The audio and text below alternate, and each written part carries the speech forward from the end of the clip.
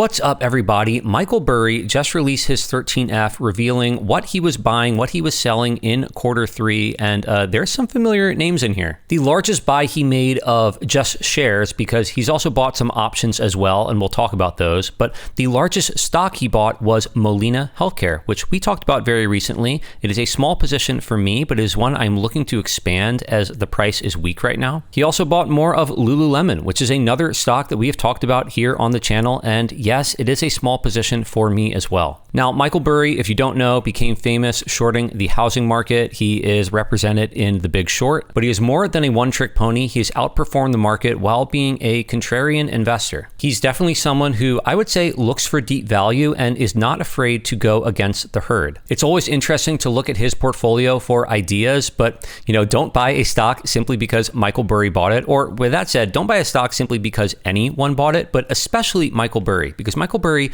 trades in and out of positions fairly frequently, much more often than most investors. We see his holdings here as of September 30th. He may have already sold some of these. He may have another stock in his portfolio that is his new largest position. I don't know. Funds that are managing a lot of capital are required to disclose their holdings 45 days after the end of the quarter. So Michael Burry is actually reporting a little bit early here. Most of these 13F filings I expect to see about 10 days from now. And one thing I want to mention, on a lot of sites where you look up 13Fs, you might see an average buy price. However, the buy price is not disclosed in a 13F. That is not public information. Unless you called up Michael Burry himself and asked him what price he bought at, you simply don't know. I believe on most websites, this average buy price, they simply look at what price Molina was trading at during the quarter, and they just average it out. They say, okay, on the first day of quarter three, it was trading at, 300 and something a share, and then it went all the way down to 150 a share. It ended the quarter right around 190 something a share. So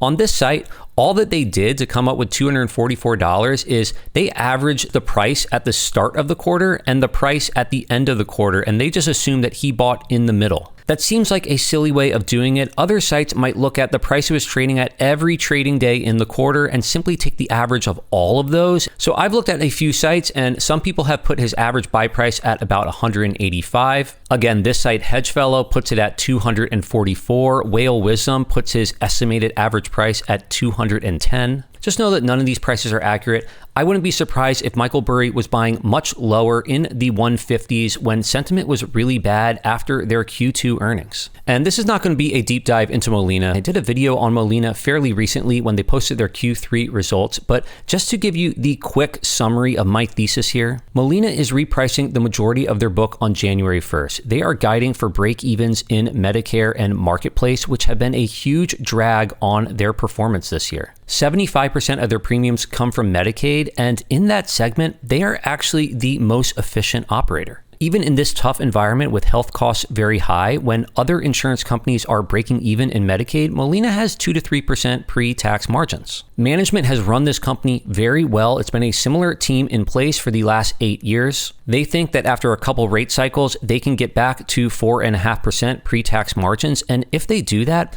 the stock is just dirt cheap today. They have a net cash position, so very solid compared to their peers. And if you think that margins are going to recover, then the stock price today represents, roughly 5 to 6 times normalized earnings. And if you think that they don't recover, that the problems are systemic, that we are going to be in a low margin environment for these companies for a very long time, then, Molina is probably trading at more like 12 times earnings right now. So I think the risk reward is very good, and I'm glad that Michael Burry sees it in what seems like a similar way. He also bought more of Lululemon. Again, we recently did a video on this, so we'll probably dive into it when they release their quarter three earnings. But this is a small position for me. My buy price was between 166 and 167. There is risk here as competition is heating up, consumer possibly becoming under more pressure, especially in the US, which is the most important market for them. Also, some people feel like they've lost brand power here in the US, but I see a company, virtually no debt, with an enterprise value that is trading at a single-digit multiple of operating income. Operating margins still very high, much higher than their peers, and yes, it likely will come under pressure with tariffs. In my base case, I am expecting that to come down, but this is a company that is still growing. And yes, growth has slowed very significantly in the US, but internationally,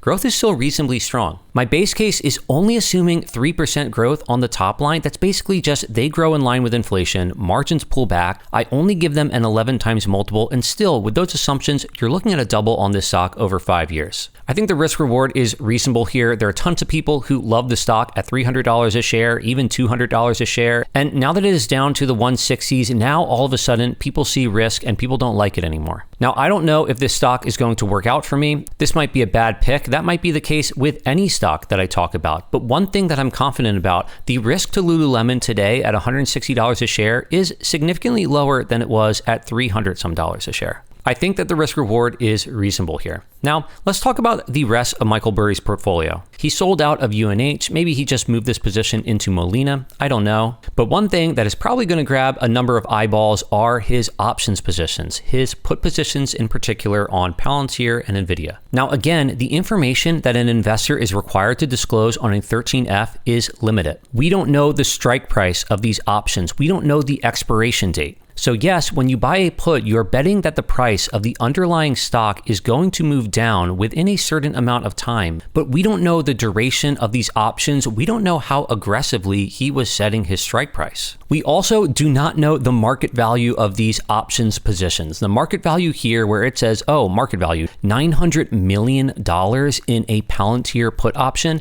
This is just multiplying the total underlying shares that the option is exposed to by the price of Palantir stock today. So he bought put options that give him the right to sell 5 million Palantir shares. So that means that he bought 50,000 put contracts because each contract is 100 shares. We don't really know much else. Maybe these options are pretty far out of the money. Maybe these options are worth $1 a share, so the market value is really more like $5 million instead of $900 million. We just don't know. What we do know is that Michael Burry wants to profit off a downward movement in Palantir and Nvidia. And certainly these are high flyers. Palantir just reported earnings yesterday. They released what were really excellent results as far as the operations of the business. Total revenue growth for the quarter up 63% year over year. They are guiding for the full year to be up 53%. They say crushing consensus expectations. That's not an unreasonable characterization. Margins were up across the board. Cash from operations coming in at $500 million.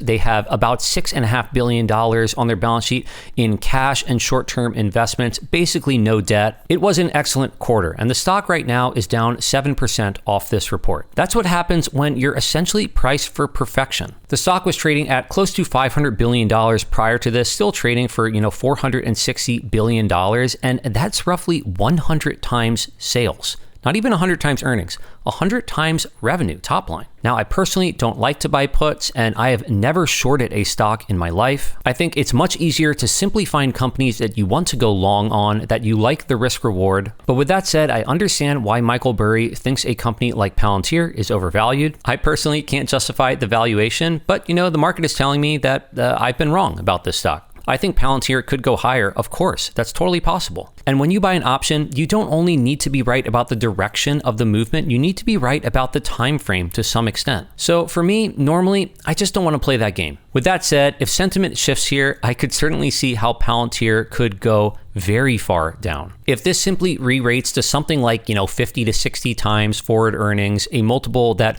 would still be very rich, would still price the stock at a premium compared to the market, if that happened, you'd be looking at a massive sell-off here. So risk reward, not even close to there for me on Palantir, but I'm not going to bet on its downfall either. It should be interesting in a little over a week when more of these 13Fs come out. We get to see what people were buying. We also have earnings reports for a ton of interesting companies coming up over the next couple of weeks. So if you got value out of this video, subscribe to the channel. As always, nothing in here was advice to buy or sell any of these stocks. If you want to make spreadsheets like this or just support what I do, consider following me on Patreon. Link to that will be down below. And I hope to see you all in another video.